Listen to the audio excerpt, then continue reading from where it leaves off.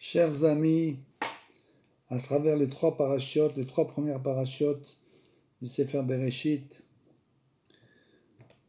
nous allons essayer d'expliquer ce qu'on en a compris pour chacun des événements tragiques que nous vivons actuellement et de la guerre qui est déclarée.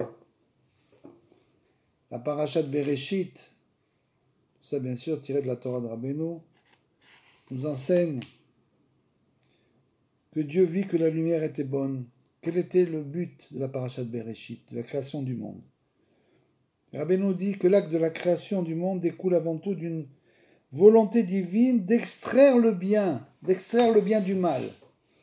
Donc bien sûr, c'est le moment où le mal se réveille, le moment où le mal pur se réveille et essaye d'annihiler totalement le bien, naturellement, puisque tout l'acte de la création découle d'une volonté divine d'extraire le bien du mal. Étant donné que l'homme est placé dans un monde où il a le libre arbitre, alors bien sûr l'existence du mal prend sa place.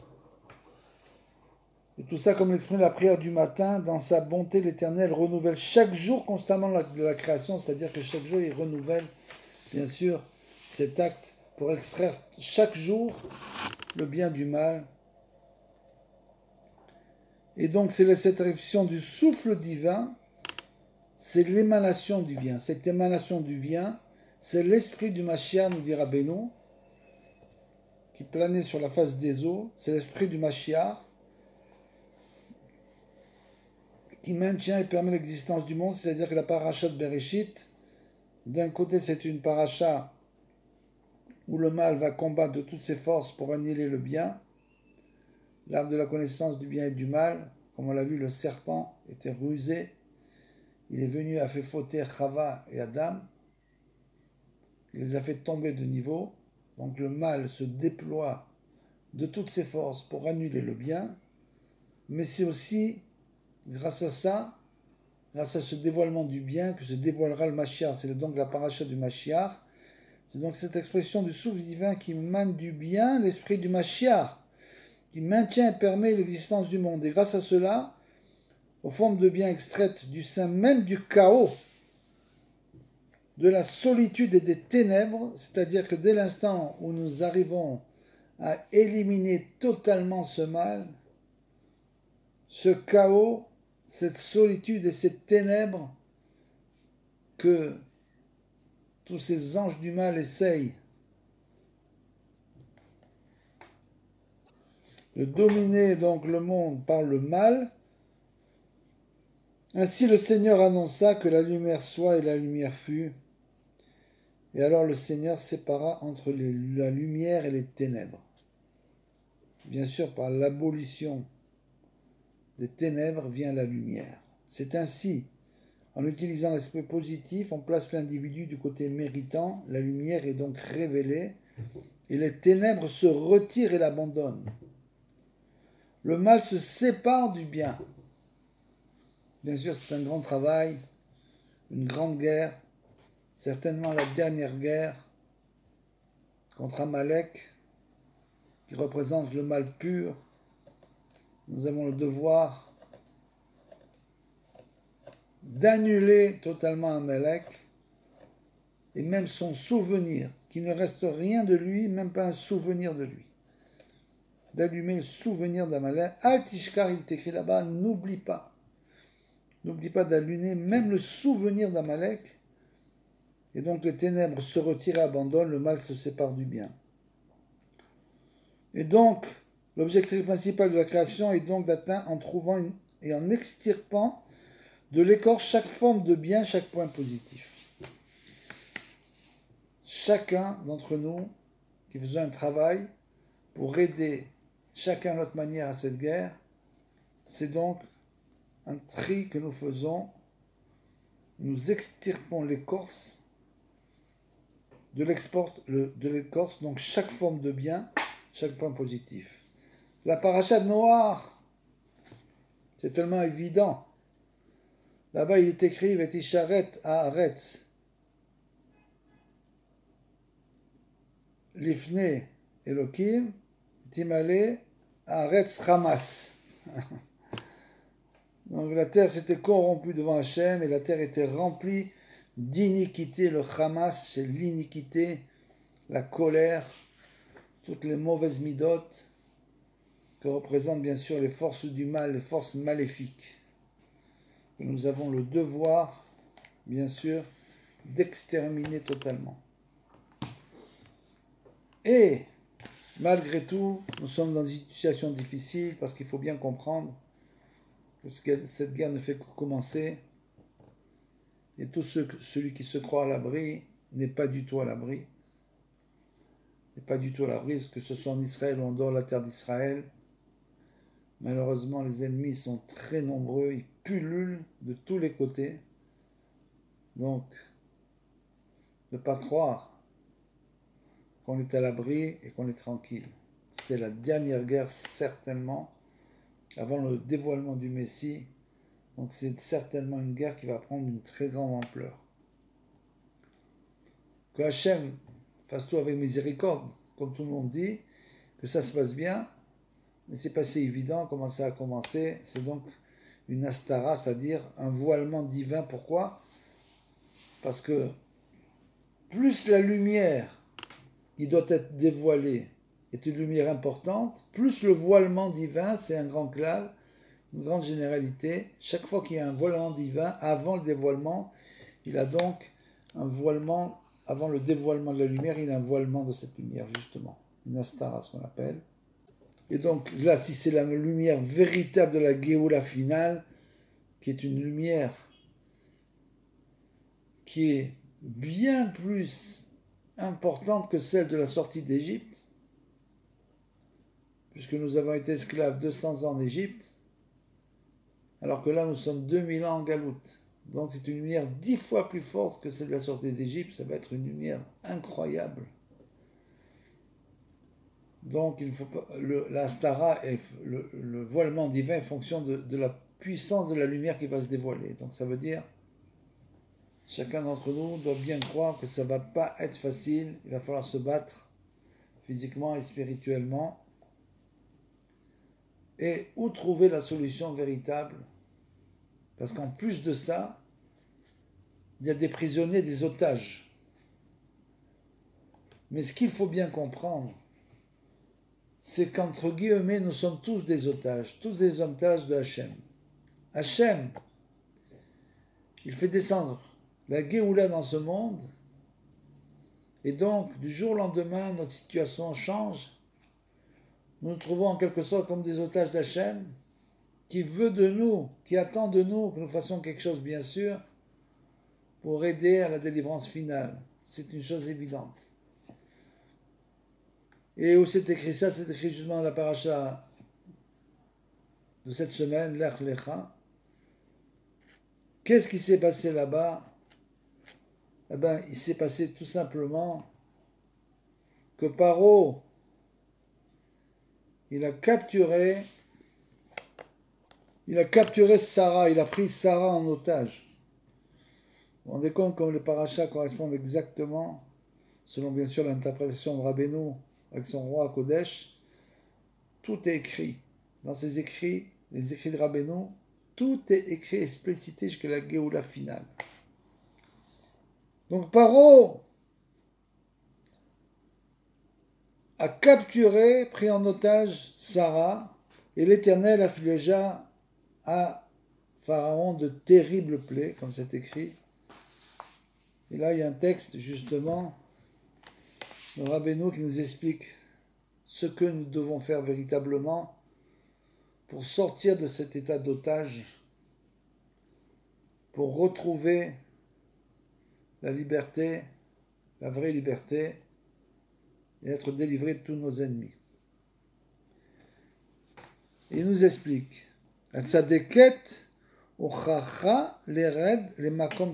pourquoi est-ce que Sarah est descendue dans la maison impure, totalement impure, de Pharaon, elle qui était une grande sadéquette, une très très grande sadéquette. Elle était capturée et obligée d'aller dans la maison totalement impure de Pharaon ou metunav kazé, est sale, un endroit sale. Kedé, pourquoi elle est obligée d'aller là-bas? Pourquoi les otages? Pourquoi nous sommes obligés de descendre dans des situations tellement basses où nous avons affaire à des ennemis qui ressemblent véritablement à des animaux? Pourquoi doit-on se battre contre des animaux? Alors justement, c'est aussi le même concept. Les makom, tamé ou metunaf, un endroit sale. Kazé, kedé, beotsem, kocha, tevakesh ou techapes, gam sham et Hashem. Tout ça, c'est ce qu'explique Rabbeinu sans arrêt dans toute sa Torah, qu'il y a des ascensions et des chutes. Et donc, bien sûr, ça c'est la chute finale avant la grande ascension. Et nous sommes obligés, du fait de l'ascension qui va arriver, puisque tout suit ce modèle, il n'y a pas d'ascension sans chute, ça n'existe pas. Ni de chute sans ascension, ça n'existe pas. Donc c'est une descente aux enfers. Pourquoi? Parce que même là-bas, on doit réussir à dévoiler. Tevakesh, on doit demander. Techapes, on doit chercher Gam Sham Hashem. Hashem, on doit le chercher, le demander et le dévoiler. On va voir comment est-ce qu'on doit le demander, comment est-ce qu'on doit le dévoiler. Itbarar, Aliedeze, Nitale, Im, Avraham, Be'alia Godola. Et c'est grâce à ça que par la suite, elle va pouvoir revenir et après, il va avoir une très grande ascension avec Abraham.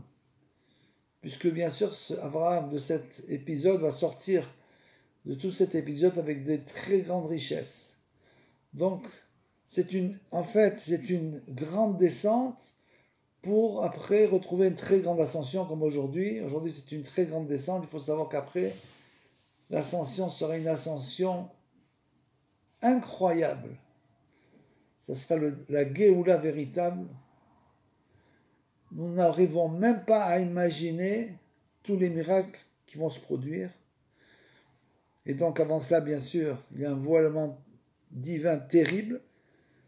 Zetale im Avraham, be'aliat gedola, bebechinat, vaya'al Avraham, Misraïm, qu'il est monté, sorti de Misraïm. Il est sorti d'Égypte, donc on a dit avec des très grandes richesses. Ve'al yedeze, ichina, Atzala ve Yeshua Gdola l'Israël. Et grâce à ça, il a préparé en quelque sorte une très grande délivrance, une très grande réussite. Les bénis d'Israël ont par la suite été sauvés et délivrés.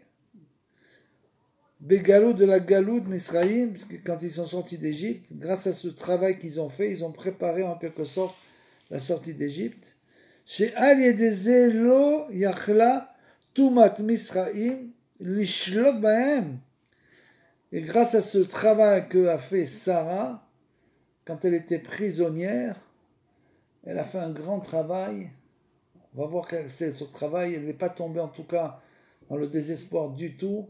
Elle s'est énormément renforcée dans ces moments difficiles, avec une foi indestructible. Et elle a en quelque sorte ouvert le chemin, elle a en quelque sorte anéanti les forces négatives et impures qui résidaient là-bas, avec Abraham bien sûr, et elle a finalement réussi à sortir la tête haute, et donc à préparer le chemin pour le béni Israël de la sortie d'Égypte. Vayatsu misham aliede eser makot, puisqu'ils sont sortis d'Égypte grâce aux 10 makot, chez Ika et Paro, ou Misraïm, que Paro a reçu, bien sûr, il était frappé des 10 plaies, et toute l'Égypte. Chez Kolze Aya, Aliede, Ve Yange Hashem El Paro, Ve Et Beto. Tout ça, c'était grâce à quoi?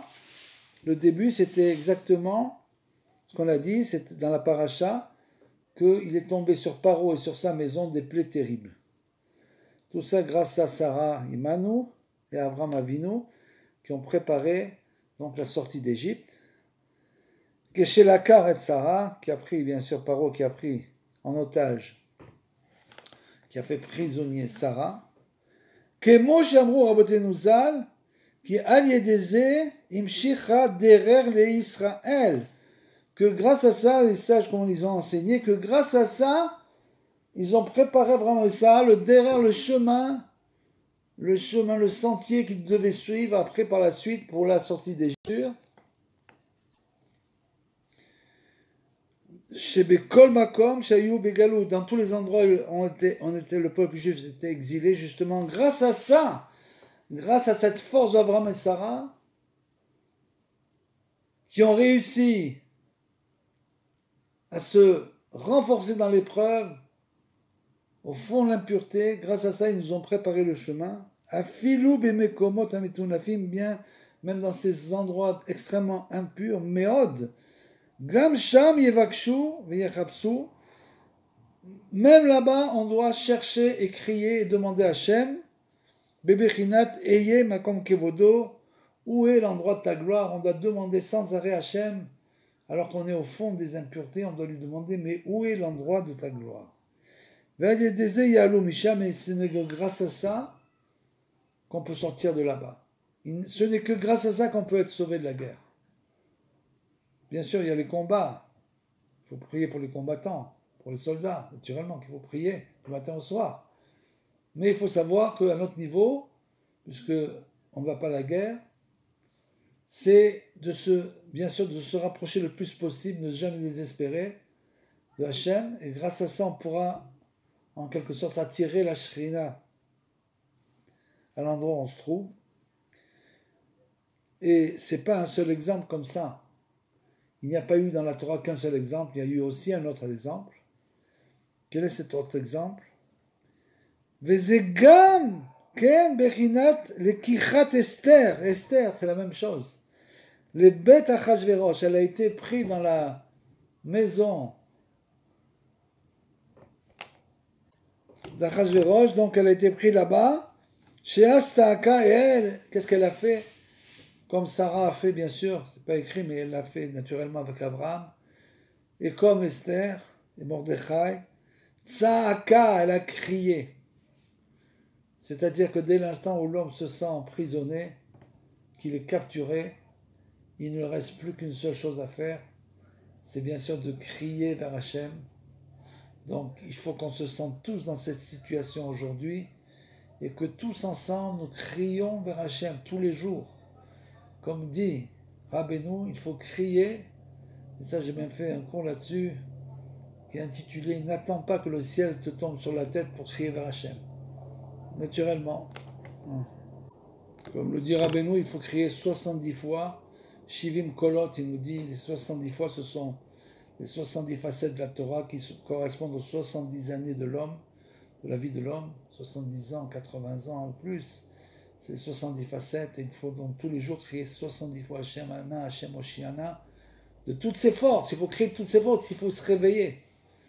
Mes amis, c'est le moment est venu de nous réveiller, de sortir de notre torpeur, de réciter des prières, des psaumes, etc., comme ça de manière tout à fait anodine, avec une petite voix sans même réfléchir à ce qu'on dit. Il faut se réveiller, il faut crier vers Hachem, lever les mains et les yeux vers le ciel, et crier vers Hachem, Azeat Saaka. Et qu'est-ce qu'elle a crié? Qu'est-ce qu'elle a crié? Esther, quand elle était prisonnière, elle a crié Eli, Eli, lama azavtani. Puisque bien sûr c'était une astara aussi, le voilement de la face divine, à cette époque, de la même manière, avec Aman Arachak, qui est l'ancêtre aussi d'Amalek. Tout ça, ça ne vient que d'Amalek. Et donc bien sûr, Eli, Eli, lama azavtani. Pourquoi m'as-tu abandonné? Je ne vois plus la lumière. Je ne vois pas de lumière, je suis dans les ténèbres.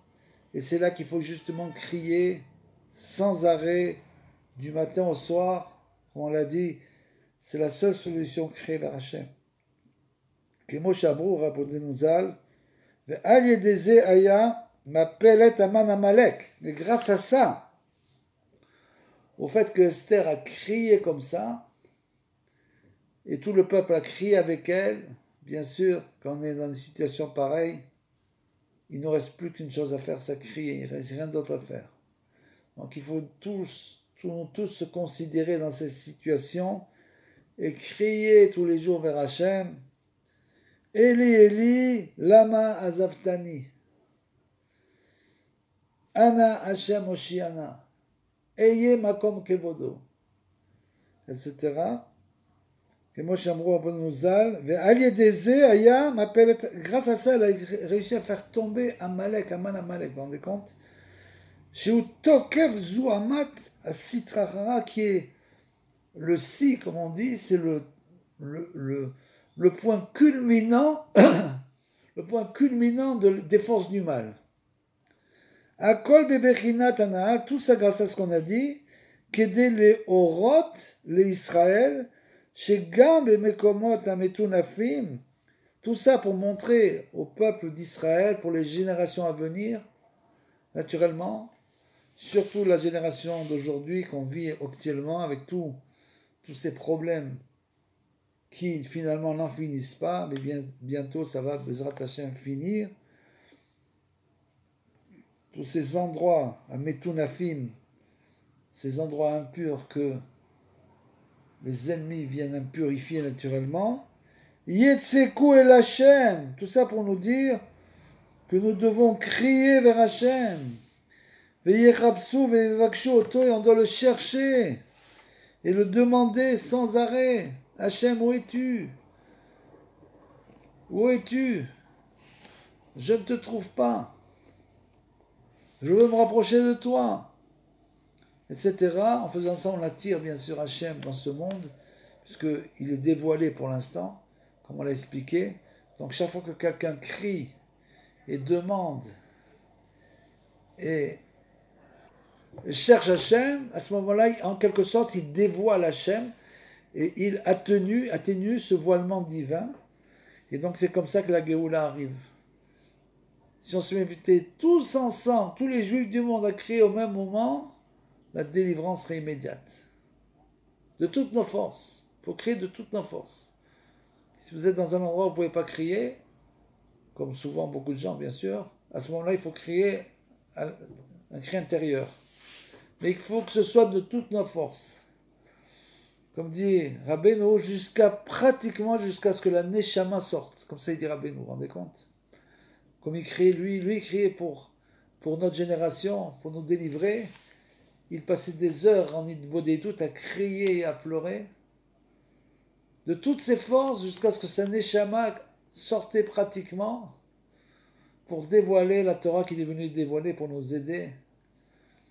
Il est dit qu'il est expliqué que l'endroit où il se trouvait quand il priait comme ça, il y avait carrément une flaque d'eau autour de lui des pleurs, de tous ses pleurs. Vous vous rendez compte? Et donc il faut crier vers Hachem, El Hachem, vers Rabsou, il va le chercher, le demander, crier vers lui. Kemo Sheasu, Az, Mordechai et Esther, comme on fait Mordechai et Esther aussi quand on est sorti d'Égypte. Parce que c'est écrit là-bas qu'ils crièrent vers Hachem et Hachem a entendu leur cri. Donc là-bas aussi ils ont crié vers Hachem. Quand l'homme est dans une situation impossible, il se met à crier. Donc nous, il faut que l'on crie avant d'être dans une situation impossible. Et donc, Moshe Asu Esther Mordechai, chez Kinsu et Kol Ayodim, ils ont réuni tous les Juifs, Litzok Arbel Hashem. Ils les ont tous réunis et ensemble, ils ont crié, ils ont encore crié. Donc le seul et unique moyen de sortir de la situation dans laquelle on est, c'est de crier vers Hashem tous les jours. Tous les jours, chacun d'entre nous, Vechen Srichim Bechol Dor Vador, il nous dira Benu, dans chaque génération, bien sûr, Bechilaliut Israël ou Brepratiut, que ce soit pour le Klal Israël, pour tout l'ensemble du peuple, de tout le peuple qui se trouve dans le monde entier, que ce soit pour ce peuple entier ou chacun en particulier, Kol Echad Vechad Levakesh Tamid et Hashem.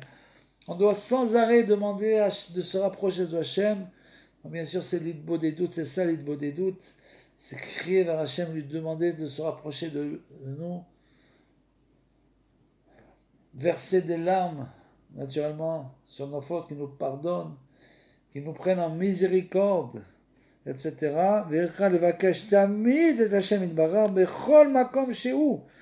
quel que soit l'endroit où on se trouve, quel que soit l'endroit, que tu sois au pôle Nord, au pôle Sud, en Israël ou en Australie, tu dois crier, crier vers Hachem.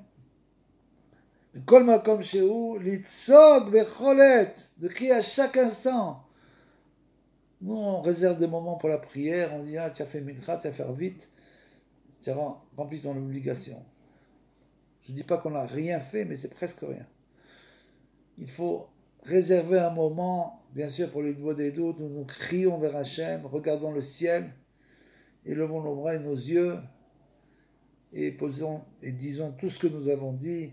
Shehu litzog becholet, on doit crier à chaque instant l'Hachem itbarach, bebechinat, mi beten sheol shavati. Ça veut dire j'étais même dans le ventre de l'enfer, même là-bas j'ai espéré, j'ai crié.